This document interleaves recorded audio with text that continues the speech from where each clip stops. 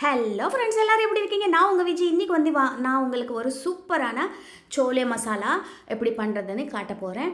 இது வந்து நம்ம சென்னா இருக்கும் இல்லையா, காபூலி சென்னா வச்சு கொண்டக்கடலை இருக்கும் இல்லையா, அது வச்சு ஒரு சூப்பரான கிரேவி. இது சட்டுன்னு செஞ்சிடலாம். இது ரொம்ப ரொம்ப ஈஸியாக செஞ்சிடலாம். ஆனால் டேஸ்ட் வந்து அட்டகாசமாக இருக்கும், ரொம்ப டேஸ்டியாக இருக்கும்.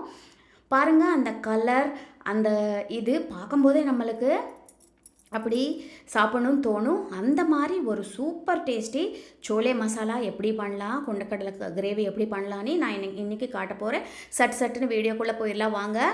காபூலி சென்னா வந்து கொண்டக்கடலை வந்து நைட்டே நம்ம ஊற போட்டுடணும். நல்லா ஊறினதுக்கப்புறம் இது குக்கரில் வச்சு ஒரு 4-5 விசில் வர வரைக்கும் வேக வச்சு எடுத்து வச்சுக்கணும். கொண்டக்கடலை வந்து மினிமம் 8 ஹவர்ஸ்னால் 8 மணி நேரமாவது ஊறணும். ஊறினாதான் இது நல்லா வேகும்.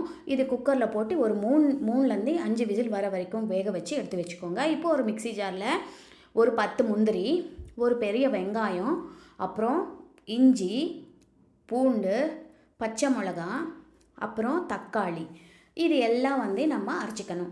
பூண்டு வந்து ஒரு 4-5 பல், ஒரு 3/4 இன்ச்சு இஞ்சி, ஒரு பச்சை மிளகா போட்டிருக்கேன், ஒரு பெரிய தக்காளி பழம் எடுத்திருக்கேன். நல்ல பெரிய தக்காளி பழங்க, சின்னதுன்னா நீங்கள் 2 எடுத்துக்கோங்க.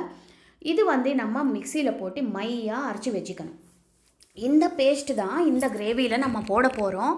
இப்போ பார்த்திங்கன்னா எல்லாமே பச்சையாக தான் போடுறோம்.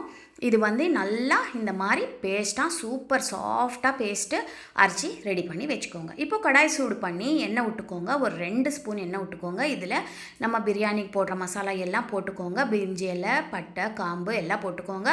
போட்டதுக்கப்புறம் இதில் நம்ம அரைச்சி வச்சுருக்கோம் இல்லையா பேஸ்ட்டு, அந்த பேஸ்ட் இதில் போட்டுருங்க. இப்போ நம்ம எல்லாம் பச்சையாக போட்டதுனால இந்த எண்ணெயில் இது நல்லா வதங்கணும். நல்லா எண்ணெய் மேலே மிதஞ்சி வர வரைக்கும் நல்லா நீங்கள் கலரிட்டே இருக்கணும். நல்லா அந்த மாதிரி பழன்னு வெந்துடும். அது வரைக்கும் நம்ம இது நல்லா ஃப்ரை பண்ணணும். இப்போ இதில் ஒரு சிட்டிகை மஞ்சத்தூள் போட்டுக்கோங்க. மஞ்சத்தூள் போட்டதுக்கப்புறம் இதில் வந்து ஒரு 1/2 ஸ்பூன் ஜீரகத்தூள், 1 ஸ்பூன் தனியாத்தூள் போட்டுக்கோங்க. போட்டதுக்கப்புறம் இது நல்லா மிக்ஸ் பண்ணிக்கோங்க. இதில் ருசிக்கேற்ப உப்பு போட்டுக்கோங்க. நம்ம சோலேக்கு சேர்ந்து கொண்டக்கடலைக்கும் சேர்த்து உப்பு போட்டுக்கணும். இப்போ இந்த உப்பு போட்டதுக்கப்புறம் இது நல்லா ஒரு வாட்டி இந்த மாதிரி மிக்ஸ் பண்ணிக்கோங்க. நல்லா மிக்ஸ் பண்ணதுக்கப்புறம் நம்ம ஏற்கனவே காரத்துக்கு ஒரு பச்சை மிளகா போட்டிருக்கோம். இப்போ இதில் இன்னும் ஒரு 1/2 ஸ்பூன் மிளகாத்தூள் போட்டுக்கலாம். இப்போ எண்ணெய் பாருங்கள் பிரிஞ்சு வருது. நல்லா இந்த மசாலா ஃபுல்லாக நல்லா வெந்துருச்சு. பச்சை வாடை போய் நல்லா வெந்து நல்ல கமகமன்னு வாசனை வருது. இப்போது இந்த ஸ்டேஜில் நம்ம வந்து இதில் மிளகாத்தூளும் சோலே மசாலா இல்லைன்னா கரம் மசாலா ஏதாவது ஒன்றும் சேர்த்துக்கலாம். இப்போ நான் 1/2 ஸ்பூன் மிளகாத்தூள் போட்டிருக்கேன்.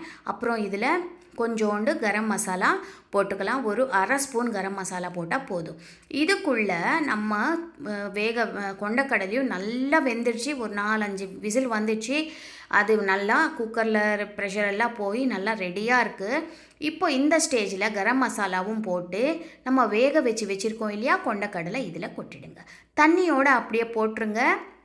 இப்போ நம்ம இது ஒரு வாட்டி நல்லா கிளறிட்டு ஒரு 5 நிமிஷம் நல்லா கொதிக்கணும். ஒரு 5 நிமிஷம் நம்ம போட்ட மசாலா ஃபுல்லாக, இந்த கொண்டக்கடலை மசாலா ஃபுல்லாக நல்லா கொதிக்கணும். நீங்கள் ஒரு 5 நிமிஷம் அப்படியே விட்டுருங்க. தேவைப்பட்டால் கொஞ்சோண்டு தண்ணி ஊற்றுக்கோங்க. இது வந்து கொஞ்சம் கட்டியாக இருந்தால் நல்லா இருக்காது, கொஞ்சம் கிரேவியாக இருந்தால் நல்லாயிருக்கும். அதனால் நீங்கள் தேவைப்பட்டால் ஒரு 1/2 கப் தண்ணி விட்டுக்கோங்க.